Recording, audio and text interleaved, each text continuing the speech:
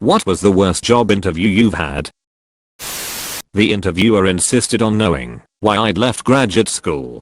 Now, I had left graduate school because my advisor died in a car accident and the whole small department was thrown for a loop and no one seemed to know or care what was going to happen to me or my just started research project. The asshole interviewer wouldn't even accept my advisor died suddenly and dug into the gory details until I was almost in tears, even intimating that I must have had feelings for my advisor. I couldn't wait to get out of there, and in my haste to leave I knocked some solutions off a cart, which had no business being in his office BTW on my way out. I'd never been so humiliated in my life. After that, I was sure I'd never get a job in science. At an interview for a tech startup, they asked me, if you could be any animal, what would you be? I answered otter because fun, active, work well with their hands and cute as peep. They really debated whether or not to hire me because of that answer because, and I quote, we only hire predators, never prey. And they weren't sure how to quantify an otter because none of them had ever paid the least bit of attention to any sort of animal documentary or read biology or visited a zoo recently. Got that job sucked hard. Otters are pretty brutal. They will absolutely peep up. Company was downsizing. All employees in a specific, yet exclusive division were fired and ordered to reapply for their position plus 2 other jobs in the company. You'd either get one of those jobs or be terminated. The subsequent interviews were conducted with a manager and in-house person. First interview in executive suite. Manager asks, why aren't you applying for this key supervisory slot? I had listed it second on my list. I would prefer to stay in my expertise in which I won a national award. Ours. I didn't know awards like that existed. Second interview. Current boss likes me for my existing job for which I was heavily recruited from another company. Ours. Wow. So you're the guy who does this job? I had no idea a real person did it. Third interview. Our person says he's never heard of my division, or that employees actually worked at night. I had listed this job in which I merely served as a minor manager as third on my preferences. Really didn't want it, but had to list 3. The results. I was retained, but transferred to the third dead-end day job. My old award-winning job was given to an aging staffer who never worked in that position, or had a clue. The supervisor job went to a brilliant colleague who wanted and deserved it. I quit very soon thereafter, and joined a bigger company with better benefits. Skill pays off. After all that, my old company, seeing the error of its ways, in lost production and general lack of ability, offered me a bonus to return. Nope. And I'm returning the corporate knife you stuck in my back. I drove an hour away to an interview at 8:00 a.m. I waited outside the interviewer's office until 8:30 am with no one to tell me where to go or where she was. Finally, another employee walks by and I ask if they know where this woman is to interview me. They had no idea where she was, why she was late, and told me if she wasn't there yet, I should leave because she probably forgot. I decide 45 minutes is the cutoff, especially standing in a government building looking like a creep waiting. 8:45 on the dot she rushes in, flustered, wet hair, and in casual yoga pants. With all the resurgence of patience I could muster, I greeted her and was met with a passive-aggressive scolding of how the interview was at 9, not 8. I triple-checked the email asking me to interview, and it was 8. We had conducted a phone interview and she followed up with an email request to an in-person interview at 8. I was 100% positive on this. I hate being late. Even with this. And I did say, I'm certain you said 8 a.m. Mom, she wasn't having it.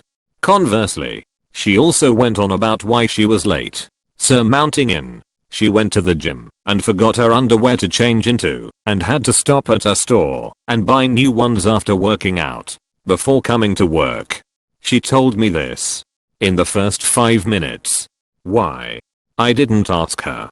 Regardless, she looks at my resume, apparently for the first time, because she proceeds to tell me how it is unimpressive and my graduate studies should have yielded numerous publications after 5 years in my field. Most don't publish until after 3 to 4 years.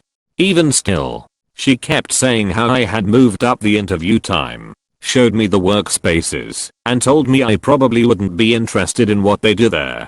I politely told her I had driven, at her request, to be there and interview for employment. I was very interested. She waved me off. As we left, I just tried to hold it together. I was very poor and very desperate for a job. Thanked her, and she told me how great it is to work for the government, how good the benefits, the pension, the time off are. On and on. She said, if you can find an opening working for the government, you should try to check it out and get hired on. Holla up. I just looked her in the face and said, yes, ma'am. That was my hope with today's interview. Thank you. And left. And sat in my car and bawled the whole drive home like the desperate loser I was. That was a low one, to be sure. Can't imagine somebody who has obtained a graduate degree feeling like a loser. You have a random Redditor who doesn't want to hear you talk about yourself like that.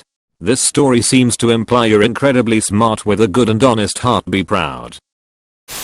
I drove 2 hours for the interview. Got there and the interviewer was off sick and hadn't told anyone about me coming in. Got back in my car and drove the 2 hours home. Withdrew my name from consideration. Was invited for an IT helper position when I was 17. Would help fix computers for people at a shoddy PC fix shop. They asked me what's the first thing you check if a customer calls and says their screen doesn't turn on. I said, well, you gotta check if they have it plugged into a socket. They laughed and said thank you, that will be it. Then led me to the door and gently pushed me out. That's the right answer. Not if you wanna make money out of people's clumsiness/tiredness/distraction. Right answer is to tell the customer to bring their broken screen to the shop. Keep it for, let's say, a week. And then tell them that, after hours of hard work, you found out there's no issue with it, and that they should check if it was properly plugged. Or, if you wanna be more offensive, ask if they made sure to turn it on the right way. And then, you hit them with a hefty bill for your efforts.